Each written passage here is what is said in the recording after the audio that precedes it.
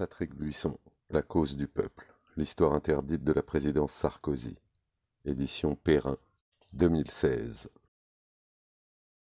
Je ne voudrais pas mourir sans avoir fait ronfler ma fronde aux naseaux morveux des droites. Georges Bernanos.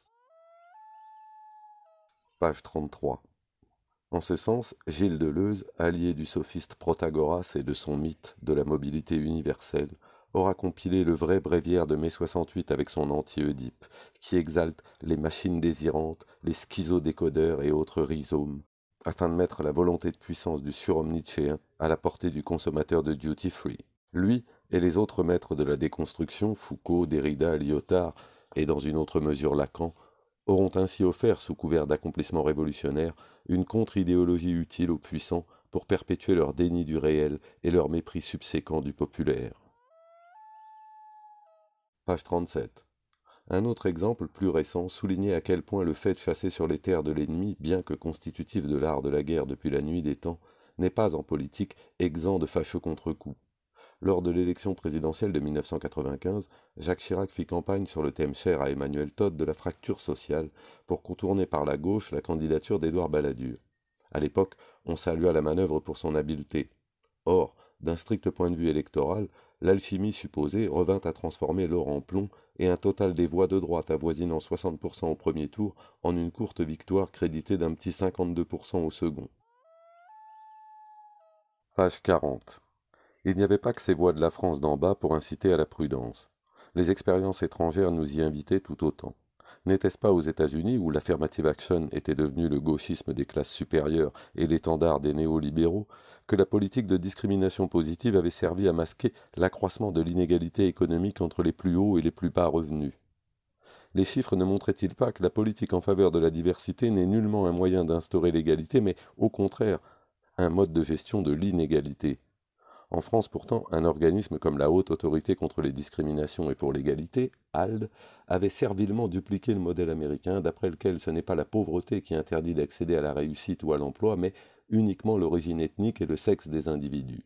Voilà que les races, déniées par les scientifiques en tant que fait biologique, ressurgissaient comme fait social au nom d'un antiracisme qui refusait l'existence même des races, plongé en absurdie.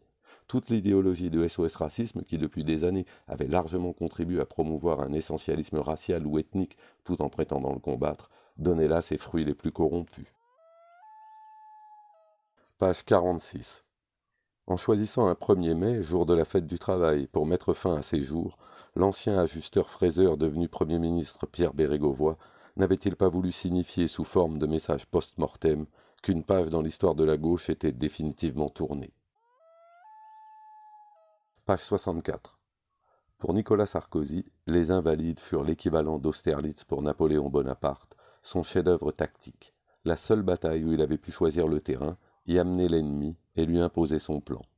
À tout le moins, s'il faut en croire l'histoire qu'il aimait à raconter en petit comité. Ouvrez les guillemets. Nous avions pris la décision de laisser les bandes de Black et de Beurre agresser les jeunes blancs aux Invalides, tout en informant les photographes de Paris Match de la probabilité de sérieux incidents. Nous avons tremblé à l'idée qu'il puisse y avoir un blessé grave, mais au fond, ça valait la peine d'endurer pendant une demi-journée les sarcasmes des médias. Il faut dire qu'ils s'en sont donnés à cœur joie. La police est impuissante, que fait Sarkozy? Le 28 mars, une nouvelle manifestation, tout aussi imposante, se forma avant de s'élancer en direction de la place de la République. Il était prévu que, dans un premier temps, les casseurs puissent s'ébrouer sans intervention de la police. Ouvrez les guillemets. On les laissera faire leurs courses chez Darty et Agosport, avait intimé l'homme fort du gouvernement. Page 79. Comme la plupart des hommes politiques de sa génération, Nicolas Sarkozy voulait croire que la proximité et non la grandeur était source de popularité. Il ne s'agissait pas pour lui d'être le président de tous les Français, mais comme tous les Français. Page 81. Nouvelle accélération impulsée par un Sarkozy plus véloce que jamais dans sa traversée du palais apostolique et sa descente de l'escalier royal du Bernin. Étaient-ce les talonnières de Mercure, ces attributs du dieu romain des marchands et des bonimenteurs, qui lui donnaient ainsi les pieds ailés?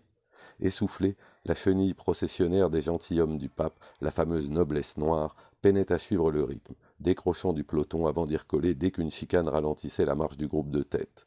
Les gardes suisses contemplaient, ahuris, Jean-Marie Bigard qui, l'appareil photo à bout de bras, mitraillait l'une après l'autre les salles que nous traversions au pas de charge.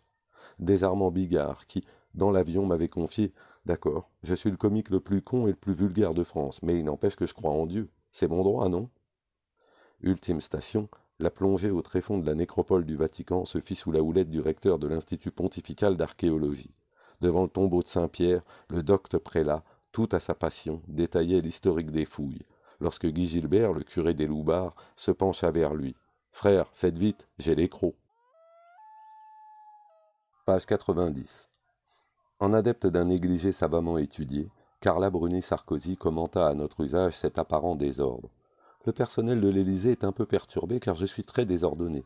Je laisse des pantalons avec des mouchoirs par terre dans la salle de bain.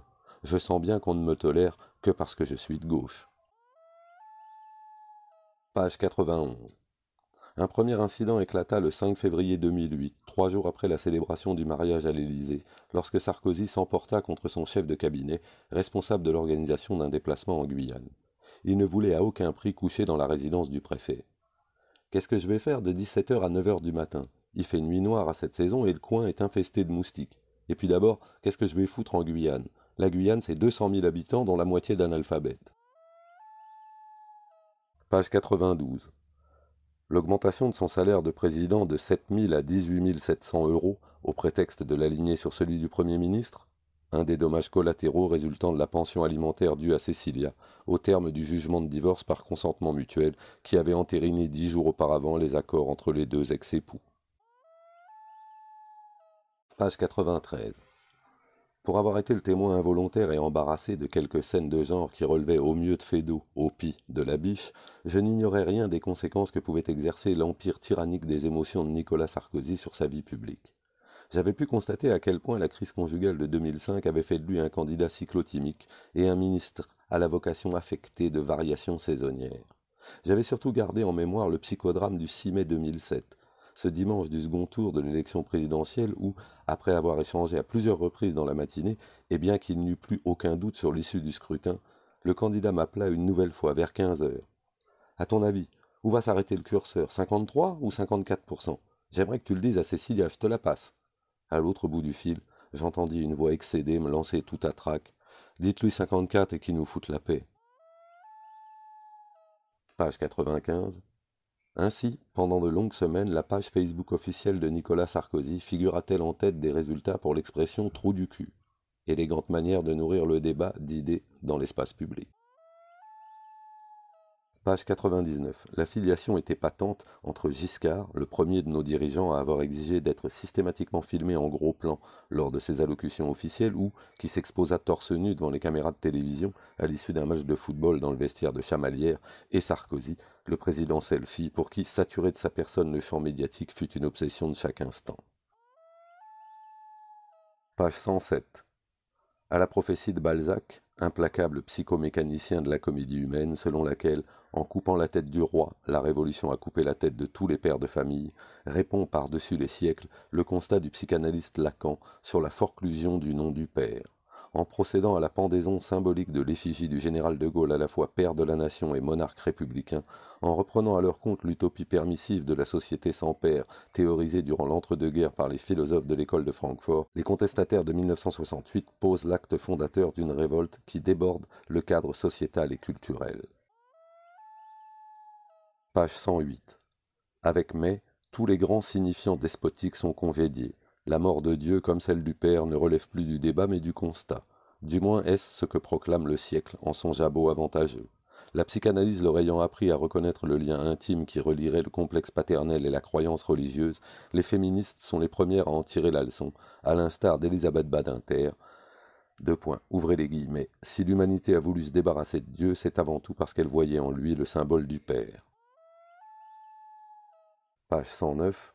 Depuis De Gaulle, il n'est plus de père de la nation, plus de pasteur, plus de guide. Mitterrand lui-même n'ayant revendiqué sous l'appellation de tonton que le modeste emploi d'un parrain cynique et bienveillant. Page 117. Du storytelling, la méthode Sarkozy, expérimentée place Beauvau, avait retenu l'usage stratégique propre aux sales managers et aux spin doctors. Le soin apporté à l'écriture du récit médiatique devait rendre la fiction plus vraisemblable que la réalité elle-même. Entre cynisme et sincérité, Ce mantra des communicants avait fini par créer une sorte de bovarisme politique, où le textuel se substituait au réel, et où la tension narrative servait à dissimuler l'impuissance à l'action derrière l'intensité de la représentation. Dans cette construction performative, parler c'était agir, dire c'était faire, ou plutôt faire croire. Page 129. La dissolution de l'autorité n'a pas conduit à la liberté, mais à de nouvelles formes de domination. Christopher Lasch. Page 131. À l'ère de la communication, ainsi que l'avait pressenti Antonio Gramsci, la relation de domination ne repose plus en effet sur la propriété des moyens de production. Elle dépend de l'aliénation culturelle que le pouvoir est en mesure d'imposer via le réseau de représentation qui double le réel et détermine ce qu'on doit ou ne doit pas savoir et penser de la réalité. Page 149. En inventant le gouvernement par la télévision, en consacrant l'abaissement de la chose publique au rang d'un artefact de la publicité, Kennedy s'est assuré une innombrable postérité, dont les imitations plus ou moins réussies jalonnent l'histoire politique du dernier demi-siècle. La présidence de Bill Clinton, au cours de la décennie 1990-2000, en demeure incontestablement la version la plus élaborée et la plus connue. Elle fait irrémédiablement penser à la sentence oraculaire de Hegel, complétée par Karl Marx dans le 18 Brumaire de Louis Bonaparte. Les grands faits et les grands personnages se produisent pour ainsi dire deux fois, la première fois comme tragédie, la seconde comme farce. Page 179. Par ses manières abruptes de patricienne, la nouvelle première dame de France tranchait cependant dans cette galerie d'égérie imprégnée d'humanisme. Elle faisait plutôt mentir l'adage qui veut que les Turinoises soient fausses et courtoises. Avec elle, c'était classe contre classe. L'un de ses mantras tenait dans la sentence nietzschéenne suivant laquelle il faut protéger le fort du faible. C'était là sa perle de culture qu'elle exhibait auprès de toutes sortes d'interlocuteurs jusqu'à la montée en collier. La raucité de sa voix en assourdissait la résonance, mais n'en diminuait pas l'âpreté. Le monde de Carla Bruni-Sarkozy ressemblait en bien des points à celui qu'avait décrit H.G. Wells dans La machine à explorer le temps. Il se divisait en deux grandes tribus d'inégale importance, à quoi se résumait la polarisation anthropologique fondamentale. Vivant seuls à la surface de la Terre, les Éloïs, descendants des classes dominantes, étaient des êtres paisibles, oisifs et hédonistes, qui devaient sans cesse se défendre contre les assauts répétés des Morlocks, créatures immondes et avatars dégénérés du prolétariat, qui ne sortaient de leur bas-fond que pour venir terroriser leurs anciens maîtres. À ceci près que dans la vision de l'épouse du président, les antagonismes de classe étaient exempts de haine, si ce n'était de mépris du côté des dominants, et ne revêtaient pas ce caractère d'extrême brutalité. Dans cette sociologie au contour approximatif, la catégorie la plus importante, du moins par sa récurrence, était celle des ploucs ou encore des pecnos. Il s'agissait d'une appellation générique qui, dans son esprit, recouvrait différentes populations, dont le dénominateur commun était de partager des goûts pathétiques, des mœurs archaïques, ainsi qu'un regrettable attachement à leurs racines. À l'intersection des inquiétants petits blancs et des caricatures sorties de l'imaginaire bienveillant de la gauche, les ploucs ne pouvaient cependant être rangés dans la sous-catégorie définie par Philippe Muret sous le terme de plouc émissaire, car la ploucophobie de Madame Bruni n'était en rien vindicative. N'ayant pas eu à se déprendre du messianisme prolétarien, elle ne partageait pas cette détestation libératrice du peuple classe comme du peuple nation, ce racisme anti-pauvre si répandu parmi les élites progressistes. Elle était simplement navrée que tant de Français fussent restés tributaires de l'instinctuel, du pulsionnel, du tribal. Elle ne leur en voulait même pas d'être les surgeons d'une longue histoire un peu trop chrétienne, un peu trop patriotique à son goût. Non, ce que leur reprochait, c'était d'être laids. Sur ce point, elle s'insinuait la fidèle héritière de la bourgeoisie du XIXe siècle pour qui, selon les automatismes mentaux si bien décrits par l'historien Louis Chevalier dans Classe laborieuse et classe dangereuse, les caractères physiques étaient considérés comme révélateurs des caractères moraux, ce qui ramenait à des apparences corporelles ou à des détails anatomiques la totalité des faits sociaux et l'ensemble des représentations quotidiennes. Finalement, sur l'échelle des préjugés de classe, le pauvre apparaissait moins salaud qu'il n'était moche, moins abject que disgracié. Page 182. Advint ce qui devait arriver. Le comique involontaire des antiracistes procédait du fait que, tôt ou tard, ils finissent par ne plus s'exprimer qu'en termes de race et de hiérarchie ethno-raciale à l'aide de concepts ou de critères qu'ils considéraient comme entièrement dépourvus de sens. Ainsi, Carla Bruni, passionnée d'anatomie, en tenait pour un implacable déterminisme génétique, lequel expliquait, à l'en croire, l'écrasante supériorité des Noirs dans la plupart des sports à l'exception de la natation, en raison de, je cite, la trop grande masse musculaire des Africains par rapport à leur masse graisseuse, fin de citation, qui censément les empêchait d'être aussi performants que dans les autres disciplines. Page 188, Roger Nimier, deux points, ouvrez les guillemets, il faut savoir désespérer jusqu'au bout. Page 201, chacun eut droit à sa gerbe, lié avec un bel entrain, certains plus souvent qu'à leur tour, de Jean-Michel Apathy. C'est un militant de gauche bas de plafond et dépourvu du moindre talent. Il porte la haine sur son visage. Et dire qu'il a osé évoquer l'installation d'une baignoire dans mon nouvel avion. Pourquoi pas un cours de tennis ou un four à pizza? De Franz-Olivier Gisbert. C'est un pouce mégot, un ramasse-crotte, spécialiste de l'abus de confiance. Ça fait 20 ans qu'il fait son petit commerce en trahissant les offres de ses interlocuteurs. C'est un pervers qui a besoin de se créer un maître pour mieux le détruire.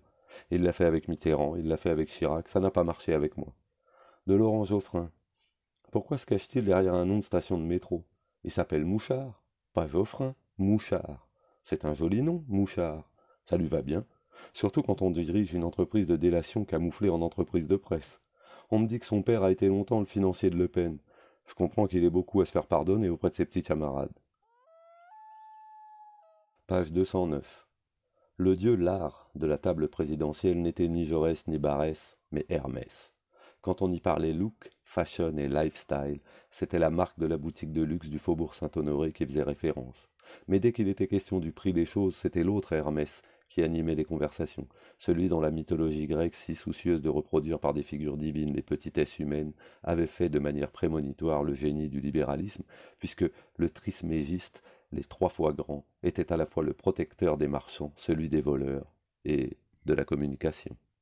Souvent les échanges y dépassaient l'imagination des meilleurs dialoguistes, comme ce soir du 13 novembre 2007, où, cédant à l'insistance du chef de l'État, je pris place à sa table en compagnie d'Agnès Krombach, présidente du joaillier Tiffany France, de Mathilde Agostinelli, directrice de la communication de Prada France, de la chanteuse Mylène Farmer et de la garde des Sceaux Rachida Dati. Dire que je me sentis étranger à la conversation émérise une situation que j'étais loin d'entrevoir comme aussi embarrassante lorsque j'avais accepté l'invitation présidentielle. La récente visite du président à Washington, accompagnée d'une imposante délégation officielle, occupait encore tous les esprits. Pour des raisons de protocole et de sécurité, l'hôte de George Bush avait dû renoncer à arriver, comme il le souhaitait, au dîner à la Maison-Blanche, entouré des 3 femmes ministres de sa suite, Christine Lagarde, Ramayad et Rachida Dati. Talonnant en solo Nicolas Sarkozy, désormais célibataire, cette dernière n'en avait pas moins réussi une entrée spectaculaire, en robe crème, de chez Dior, ornée d'une étoile de fourrure noire. Dati, 2 points. On vous a fait honneur, monsieur le président. Enfin, sauf Ramayad, elle ne sait pas se mettre en valeur. Je sais bien que ce n'est pas simple parce qu'elle a un gros cul de black, mais elle pourrait faire un effort tout de même. Fadela au moins suit mes conseils, elle est allée chez le coiffeur. Le président, 2 points. Je l'avais pourtant bien briefé sur ses tenues pour la réception de la Maison-Blanche. Pas de mini-jupe, pas de couleur criarde à l'africaine, mais une robe noire et sobre. Agostinelli, j'aurais dû lui passer ça? Le président, soupesant d'un geste de la main les boucles d'oreilles que venait de lui tendre la dame de chez Prada. Ça coûte une blinde, ces trucs-là. Dati, c'est celle à 18 000 euros, tu me les prêtes? Agostinelli, c'est pas 18 000, mais 22 000 euros, tu me prends pour qui? Page 214. Pour Bernanos, la société capitaliste était prédestinée dès sa naissance à devenir la civilisation totalitaire. Page 223. Giscard n'avait pas dû toiser autrement Jean Edernalier, lorsque l'écrivain, reprenant l'emploi tout littéraire de prophète du passé, s'était exclamé au nadir de son règne, 2 points. L'économiste ne peut résoudre la crise puisqu'il en est la cause, il l'a produite. Tout économiste est nul par principe, pire, meurtrier dangereux. Et vous êtes, Colin froid, plus que nul, ressortant votre œil glauque dessus les eaux. Plongez, je vous en prie. Page 228. Léon Blois, 2 points, ouvrez les guillemets. Fils obéissant de l'Église, je suis, néanmoins, en communion d'impatience avec tous les révoltés, tous les déçus, tous les inexaucés, tous les damnés de ce monde. Page 231. Il faut suivre l'économiste américain Bennett Harrison quand celui-ci parle de capital impatient, pour qualifier la nouvelle économie. Le mot d'ordre n'est plus à la durée ni même à la vitesse, mais à l'accélération comme valeur optimum.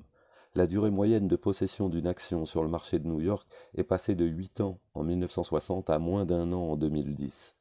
Une nouvelle temporalité s'impose, née de la rencontre entre l'instantanéité induite par les technologies de l'ère numérique et l'insatiable cupidité des opérateurs, si bien que la spéculation, à l'instar d'un monstre robotisé, échappe à ses concepteurs et fonctionne en circuit autonome, selon une unité de temps, la nanoseconde, totalement imperceptible à l'homme. Par bien des aspects, l'instantanéisme du capitalisme financier renvoie aux attitudes culturelles et aux conduites sociales communes aux enfants et aux sectateurs de la gauche révolutionnaire. Depuis l'ouvrage du politologue américain Benjamin Barber, l'éthos infantiliste du capitalisme n'a plus de mystère. Il tient dans le comportement qui substitue le présent atemporel à la temporalité, l'élan à la réflexion, les images aux mots, le facile au difficile, le plaisir au bonheur, et partant l'égoïsme à l'altruisme, le droit à l'obligation, le narcissisme à la sociabilité. En dernière analyse, on dira qu'il se fonde sur le rejet de toute ascèse, de toute discipline personnelle semblable en cela au programme miracle des charlatans, qui promettent la perte de poids sans régime et un corps d'athlète sans le moindre exercice. Page 242. Bernanos, ouvrez les guillemets. Je comprends mieux chaque jour que sans aimer mon pays mieux qu'un autre, je ne puis supporter l'idée d'avoir perdu l'image que je m'étais formée de lui dans mon enfance. Je ne proposerai d'ailleurs cette souffrance en exemple à personne. Elle doit ressembler un peu à celle d'un chien qui ne sent pas très bien ce qui lui manque, mais cherche partout son maître mort et va crever sur sa tombe. Page 246, Chateaubriand, ouvrez les guillemets. Les vivants ne peuvent rien apprendre aux morts. Les morts, au contraire, instruisent les vivants. Page 257. En cette année du 90e anniversaire de l'armistice de 1918, tout convergeait vers ce lieu pour y délivrer un message d'énergie nationale, selon l'expression du vrai maître de De Gaulle que fut Barrès, et non pas selon une idée aussi fausse que répandue Maurras. Page 281. À l'instigation du président, la mention des charniers contenant les corps des harkis suppliciés par l'armée de libération nationale passa également à la trappe, victime d'un réalisme jugé trop provocateur à l'égard de l'État algérien. On voulait bien se reconnaître une responsabilité dans l'abandon des harkis, mais absolument aucune dans les massacres qui s'étaient ensuivis. De même que fut escamoté, à la demande quasi générale, le nom de Louis Jox, le ministre des Affaires algériennes du général de Gaulle et, comme tel, l'auteur de la fameuse directive du 12 mai 1962 menaçant de sanctions les officiers français, qui prendraient l'initiative de rapatrier clandestinement des harkis, et ordonnant le renvoi en Algérie des supplétifs débarqués en métropole, ce qui équivalait à les condamner à une mort certaine. On craignait que les socialistes, et notamment Pierre Jox, le fils du signataire de cette terrible circulaire, ne soulevassent une polémique qui nuirait à la solennité du moment. Page 294. Devenu recteur en 1992 contre l'avis de son propre père, Dalil Boubaker, s'il était tout aussi ondoyant, ne s'embarrassait guère quant à lui de spiritualité.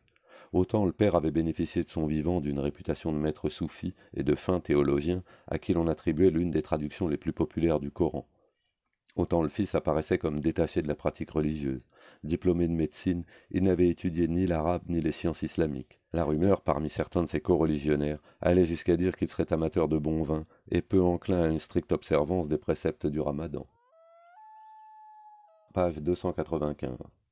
L'échange qui s'ensuivit me fut rapporté en septembre 2010 par Sarkozy lui-même avec des mots indélébiles. « Dalil, je vais avoir besoin de toi. » « Pourquoi faire ? » « Je vais avoir besoin de toi pour représenter la communauté. » « Tu sais que je suis très malade. » Il porte la main à son cœur. « Il me faut quelqu'un de confiance pour présider le conseil du culte.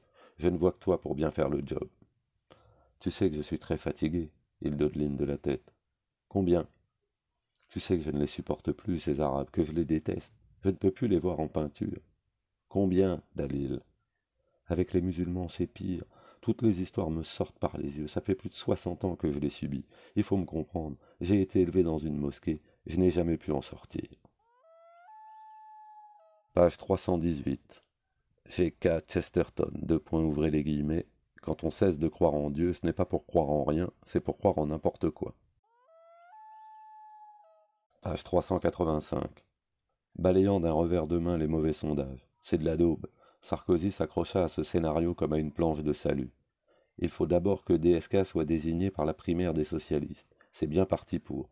Ensuite, ses fragilités feront ma force. Ce type est un dégoûtant personnage. Il n'aime pas les femmes, mais le sexe. Faites-moi confiance, j'ai de quoi le faire exploser en plein vol. Page 386.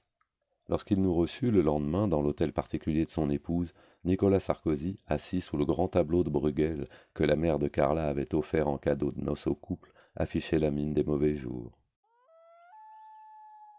Page 387. S'agissant du personnel politique de la droite, il fit toujours montre au cours de nos conversations d'une lucidité implacable et d'une grande sûreté de jugement. Il visait bas, il visait juste, pour parler comme l'un de ses auteurs fétiches. Barouin, je l'ai acheté à la baisse, trop cher, je te le concède pour un second rôle. Borloo, c'est un feignant doublé d'un velléitaire. Villepin, il voudrait que je lui trouve un poste à la mesure de ses immenses talents. Tu te rends compte, on est à 8 mois de l'élection, et je dois m'occuper de la sexualité des coléoptères. Page 400. Le 23 avril, quelques heures avant le premier meeting de l'entre-deux-tours qui devait se tenir à Saint-Cyr-sur-Loire, en Touraine, Bruno Le Maire, ministre de l'Agriculture, m'adressa cette supplique quasi désespérée. Vous qui avez de l'influence, faites en sorte qu'on ne voit plus NKM. Dans le milieu rural, c'est une catastrophe. Chacune de ces sorties nous coûte 50 000 voix. Page 404. De la mutation sociologique en cours, j'eus une preuve supplémentaire lorsque Nicolas Sarkozy, après m'avoir interrogé sur les reports des voix au second tour, me confia en pleine euphorie 2 points. Écoute, j'en connais une, Fred Vargas, la reine du polar, l'amie de Carla. Elle votera Merluche au premier tour et pour moi au second. Elle me l'a dit. C'est pas du bonheur, ça? Page 405. Ce sentiment d'abandon et de solitude sur lequel il refusait de mettre un nom, mais qui actait le dénouement d'une longue transe égotique, il l'éprouva au plus fort de son intensité pour la première fois, le dimanche 1er janvier, à l'occasion des derniers vœux de son mandat. Je n'ai reçu que 2 coups de fil. 2, tu m'entends? Pas un de plus. Tapi qui m'a dit qu'il avait eu la chair de poule en m'écoutant, et Bernard-Henri Lévy qui m'a dit que j'avais fait un discours de gauche et que par conséquent il allait voter pour moi. Page 417. G.K. Chesterton, ouvrez les guillemets. Une preuve suffisante que nous ne sommes pas un État essentiellement démocratique, c'est que nous sommes constamment à nous demander ce que nous allons faire des pauvres. Si nous étions des démocrates, nous nous demanderions ce que les pauvres vont faire de nous. Page 419. Plus de la moitié des moins de 45 ans ne se sont pas rendus aux urnes, de même que la majorité des ouvriers et des employés. Si l'on ajoute à cela les 3,4 millions de Français qui, selon l'INSEE, ne sont pas inscrits sur les listes, soit 7% du corps électoral. Il en résulte que les députés censés représenter la nation ont été élus en moyenne par moins d'un électeur sur 5. Page 429. Il s'agit d'une nouvelle morale publique qui, à en croire Christopher Lasch, fait, je cite, du bien-être le critère de la bonne société et du bien-vivre le critère de la bonne politique. Page 431. La spirale de la solitude extrême s'achève avec la disparition de ces derniers lieux de vie qu'étaient les bistrots. 600 000 au début des années 60, moins de 35 000 aujourd'hui. Victimes de la croisade des lois et vins contre l'alcoolisme et le tabagisme, infantilisation et culpabilisation auront été les 2 bras armés d'un hygiénisme puritain et éradicateur, copié du modèle suédois. Page 433. Aujourd'hui, les Français sont plus fidèles à leur banque qu'à leur conjoint. 16 ans de vie commune en moyenne pour le couple, 22 pour le compte. Or, bienfaits et effets délétères des conquêtes du féminisme ont été, là comme partout, inégalement répartis selon le milieu d'origine. Les gains en termes de liberté, de carrière et de situation sont allés aux femmes diplômées issues des classes favorisées, tandis que le sort des femmes appartenant aux catégories populaires n'a cessé de se détériorer. Là encore, les chiffres parlent d'eux-mêmes. 80% des salariés pauvres, c'est-à-dire percevant un salaire inférieur au SMIC, sont des femmes. Le nombre des femmes parents isolés a triplé en 40 ans, pour atteindre près de 2 millions de personnes. Enfin, plus de 40% des 220 000 dossiers déposés chaque année auprès des commissions de surendettement concernent des femmes, seules, divorcées, séparées ou veuves. Page 442. Aimer la France ne relève ni d'un combat d'arrière-garde, ni d'un combat d'avant-garde, au sens où l'entendait Roland Barthes, ouvrez les guillemets. Être d'avant-garde, c'est savoir ce qui est mort. Être d'arrière-garde, c'est l'aimer encore.